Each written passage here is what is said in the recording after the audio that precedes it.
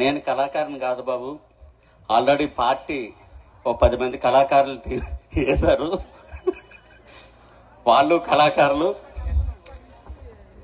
అయితే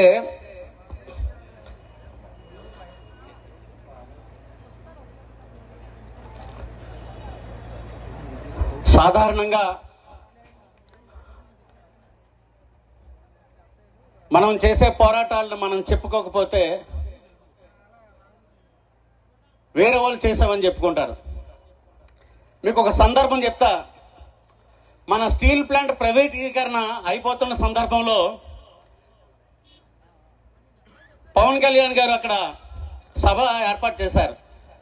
సభ ఏర్పాటు చేసేటప్పుడు ఒక అద్భుతమైన సాంగ్ ఉదయ్ భాస్కర్ గారు నేను కలిపి రాశాం.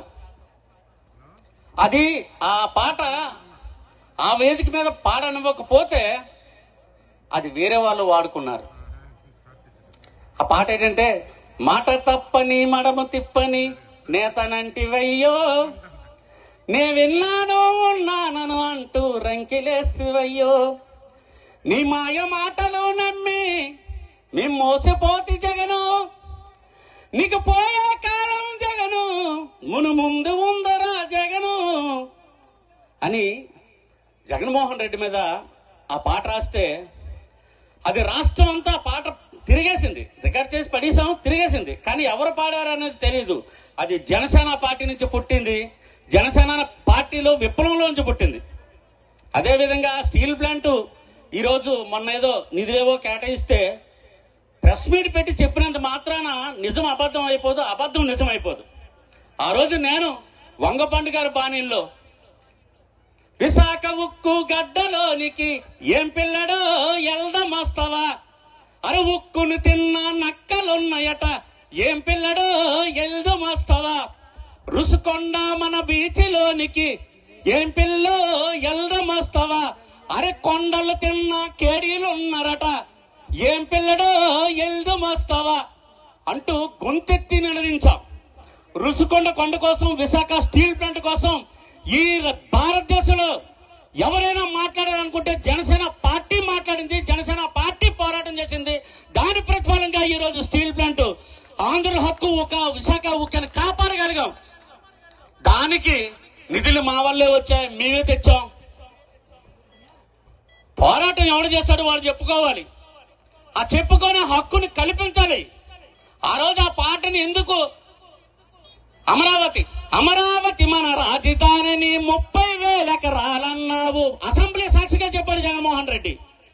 అధికారంలో నువ్వు రాగానే రాజధానులు 3 అన్నావు, నువ్వు మాయలోడివే జగను, నువ్వు మాట తప్పావు జగను, నీకు పోయే కాలం జగను, 3 నెలలు ఉందిరా జగను, పోవాలిరా జగను, నువ్వు పోతావురా జగను అంటూ ఆడు మాట తప్పని పెట్టి దాని మీద ఒక పాట రాసి వినిపిస్తే దాన్ని మనం సక్రమంగా వాడుకోలేకపోయిన పరిస్థితిలో ఉన్నాం. కాబట్టి ఖచ్చితంగా జనసేన పార్టీలో మంచి కళాకారులు ఉన్నారు. కానీ కళాకారులను ఐడెంటిటీ చేయాలి, వాళ్ళకి సరైన వేదికను ఇవ్వాలి, అలాగే నాయకత్వాన్ని ఐడెంటిటీ చేయాలి, గ్రౌండ్ లెవెల్లో నిర్మాణం జరగాలి. అప్పుడే మనం ముందుకెళ్ళగలుగుతాం. జనసేన పార్టీ 12 సంవత్సరాల ప్రయాణంలో ఒక్క మెట్టు మాత్రమే ఎక్కాం, ఇంకా చాలా మెట్లు ఎక్కాల్సి ఉంది.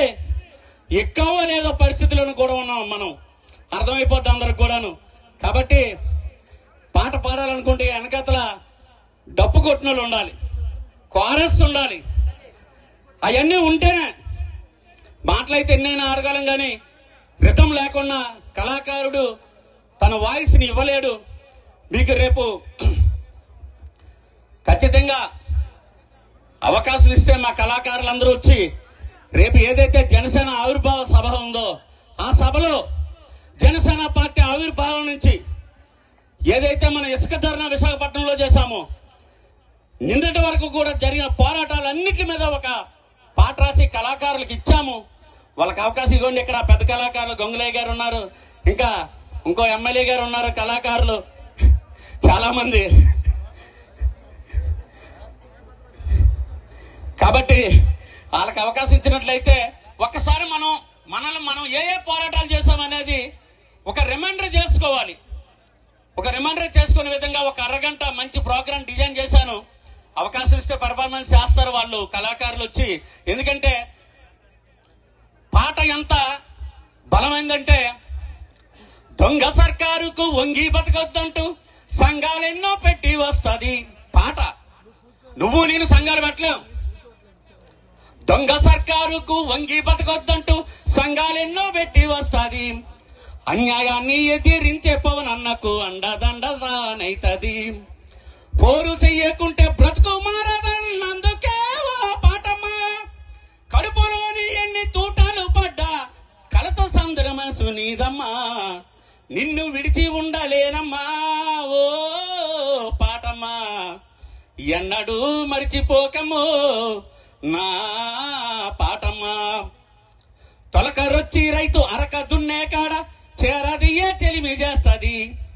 పంట రాసి పోసి కుండ కొలిచే కాడ రైతు నోట రాగమైతది. పంటనంతా ఎడ్లు బండాకెత్తునాక ఎద్దు మడలో గంటనైతది. గిట్టుబాటు ధరకు కొట్లాడమని కోటి గొంతుకల్లో ఒక్కటైతది. ఎక్కడైనా రైతుకు గిట్టుబాటు ధర రావాలన్నా, రాజకీయ నాయకులకు అధికారం కావాలన్నా, దొంగ సర్కారు నిలదీయాలన్నా పాట ప్రథమ భూమిక పోషిస్తుంది. పాట ద్వారా విప్లవం పుడుతుంది. పాట ద్వారా మార్పు వస్తుంది. పాట ద్వారా ప్రజలు చైతన్యం అవుతారు. పాట ద్వారా మాత్రమే సమాజం పుట్టుకి దగ్గర నుంచి ఊయిన పాట మొదలుకొని నీ చావు డప్పు వరకు కూడా పాట కీలక పాత్ర పోషిస్తుంది. ఈ మధ్యలో ఉన్న బ్రతుకుని పోరాటాలు ఆరాటాలు అన్నింటినీ కూడా నీకు సేద ఇచ్చే